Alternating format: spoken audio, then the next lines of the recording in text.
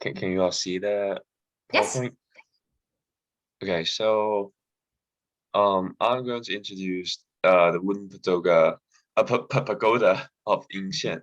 Well, it has many names because the translation is not that perfect in this one, but it is mostly known as the wooden pagoda. But recently, the officials have given it a new name. It's Hmm. called more to the religious name of it.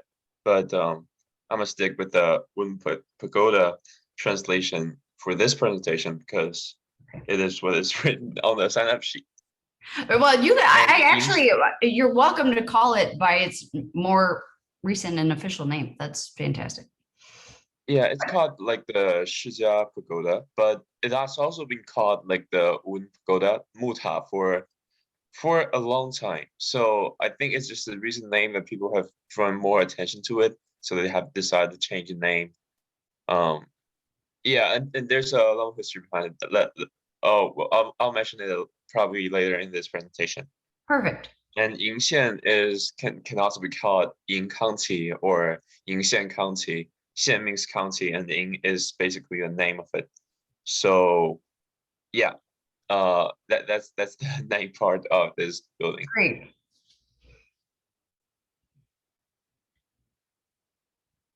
And about the pagoda, it is built in 1056. It has been repaired multiple times after that date. So what we see today is not necessarily what we could have been seeing in 1056. And it is has a height of wooden structure of 64.86 meters.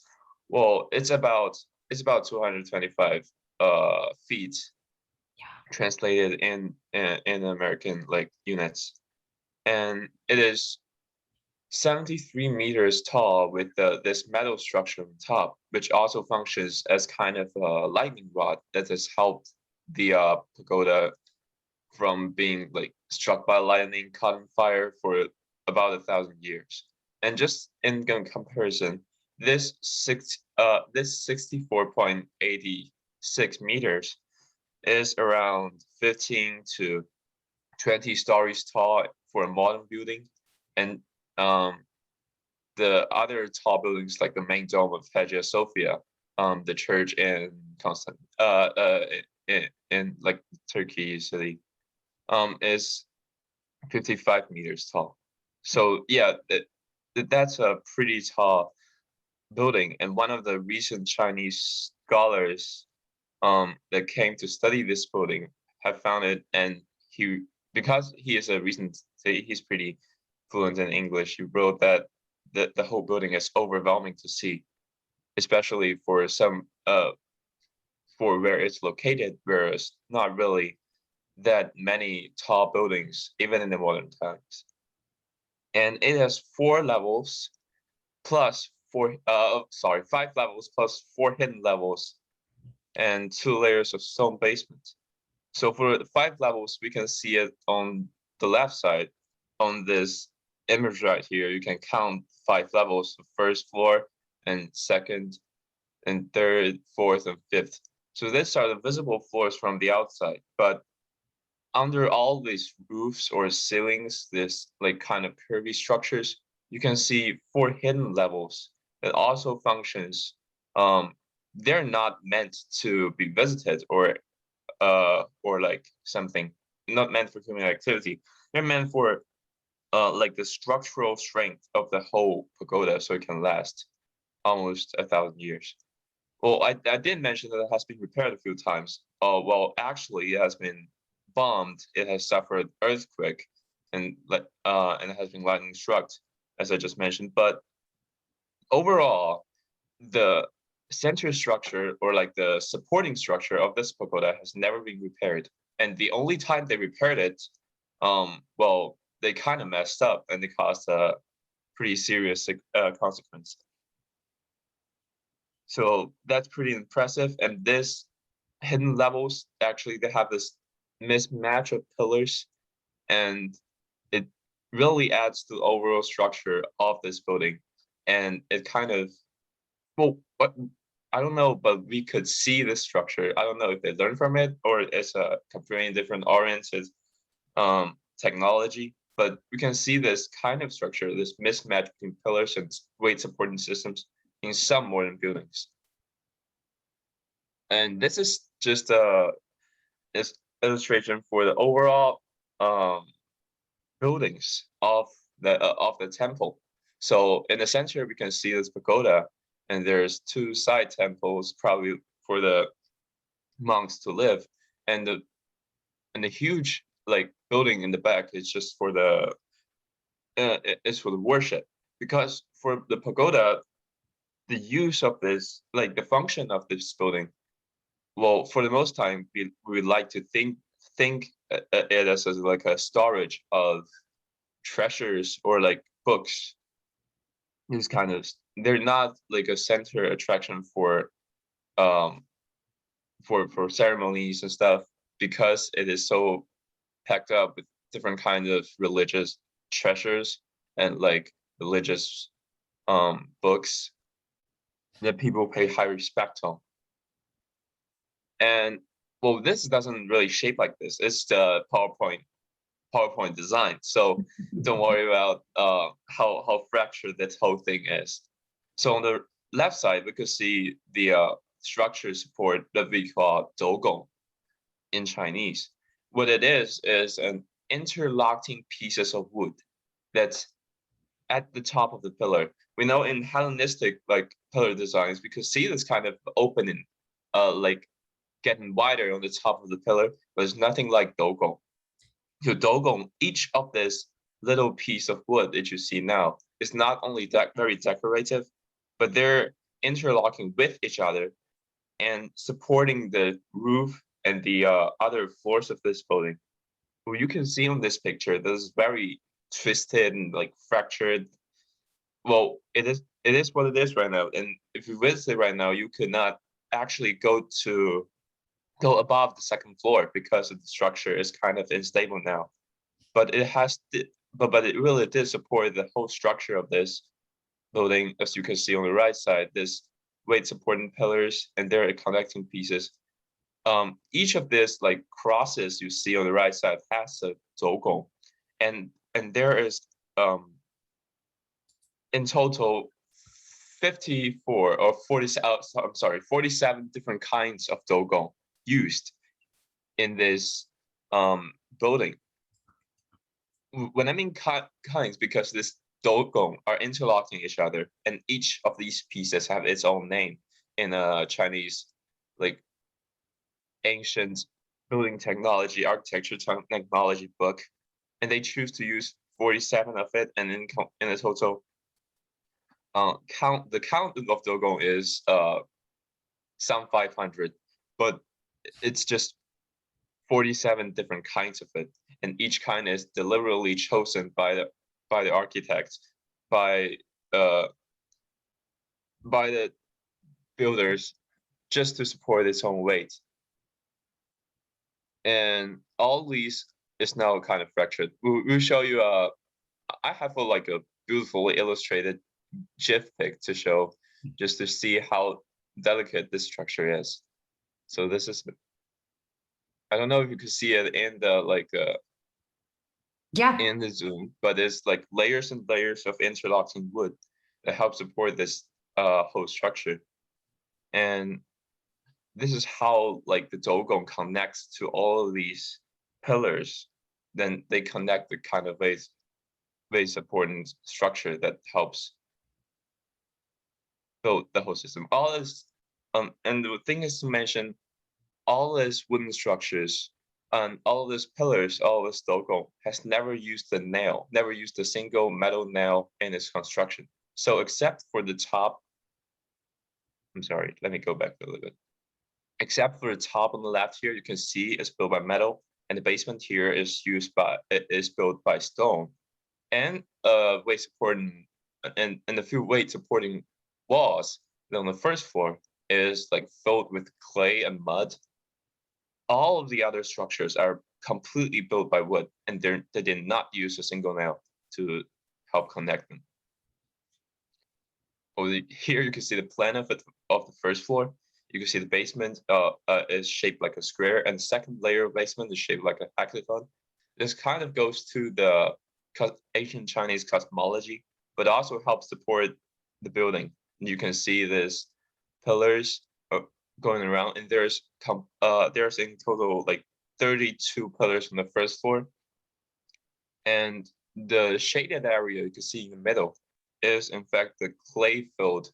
As you can see, this little white things in there. Those are pillars, but around it they used a little bit of earth and mud technology. They used clay to support this weight because it's so heavy. And each of these pillars have around 110 tons of weight on it. I'm not exactly sure how heavy it is in pounds right now, but that's pretty heavy because I believe a car is about 4 tons of weight or something, just for the reference of that. And this is just another beautiful illustration of GIF I found. Recently, the Chinese authorities have paid more attention to this building and pay more attention to the protection of the building. So they start to advertise more, let people learn about how important, how beautiful this building is. So they made this beautiful illustrations that are available to found in like many public accounts in social medias. Oh wait, I didn't play it. Am I? Oh, I can't play this one. It's sad, but it shows how the layers and like the whole pillars stack up to become the first structure. The inner part, like the inner shaded area, is slightly taller than the first floor and goes up to the first hidden floor. So basically the second floor, and the outside in the shaded area is only goes up to the first floor, and it continues this pattern because on the second floor the inner part goes 1 floor, but the second one goes, but the outer one goes 2 floors, and this kind of mismatch, really kind of is a whole interlocking. The whole building is about interlocking, right? So it's an interlocking structure of itself, and it also helps to support. So this is what you can see if you go into the building right now and you go up to the first floor. You can see this whole huge, all these dogongs here and this wooden supporting structures that are kind of like, you see they're splitted, they're twisted, lost its original shape, but it's still kept up to support the whole building. And that's really impressive. You can see that in this picture, there's not really any any earth or mud structures. All those weight supporting things are kind of removed. And we'll go to that probably on the next slide. You can see this is on the right side is how inclined and twisted this whole building is. It's in a very dangerous situation, and people are trying to repair it for many centuries actually, but they haven't. But they really haven't done much to it except for in the 1929 and 1930s. There's a if you know about Chinese history, there's a civil war going on, and it has suffered some bombs, but it really didn't hurt the whole structure that much. It only hurts kind of the ceilings and roofs. But what happens after that is the people of Yin County, the locals decide to raise some funds and kind of like just trying to repair the whole building. So they asked the master of feng shui, and the master of feng shui comes to the first floor, and they say this mud clay walls are kind of not suitable for what he thinks. So they decided to knock down all those weight loading walls and replace them with windowed wooden walls that can that can see through each other and let air flows easier. So yeah, undoubtedly that will make you feel better when you're in the pagoda because there's much more airflow. But ever since then, this whole building began to incline and twist, and it's completely in a dangerous situation. But even if that, local authority has been advertising this whole thing, that how this pagoda, this tower is inclined. It's kind of almost like it's Italian thing that we can see on the European sightseeing trips. But No, it's in a very dangerous situation, and used to allow tourists go up to the top of the floor, even under this dangerous situation. But right now we can only go to the top, on the bottom 2 floors, and limited, even without COVID, very limited tourist numbers can go in this building. And just recently they started this whole structure around 1917. They started to build this metal structure and trying to decide how to fix the whole building. But it only has started after for the resources that I've searched, some 30 years of debate and discussion, and almost like don't want to have the responsibility. So this whole building has been in this endangered situation for very long, and it's kind of a good thing though, from my perspective, because all the other buildings that has been repaired, all these other pagodas that I've visited, has absolutely transformed from a original building, from its original like ancient looking, to a very modern, they even add more new stories or more new levels to it, more roof ceilings. They took down every wooden component and refurbished them, make a same one, and put it back. So it's not really the ancient building, but because of like, so how huge it is how hard to repair is, we can only see it today, almost like 1,000 years ago. And yeah, that's probably the end. I probably have some things missed, so you're free to ask me any questions. Ray, this was fascinating. Thank you so much.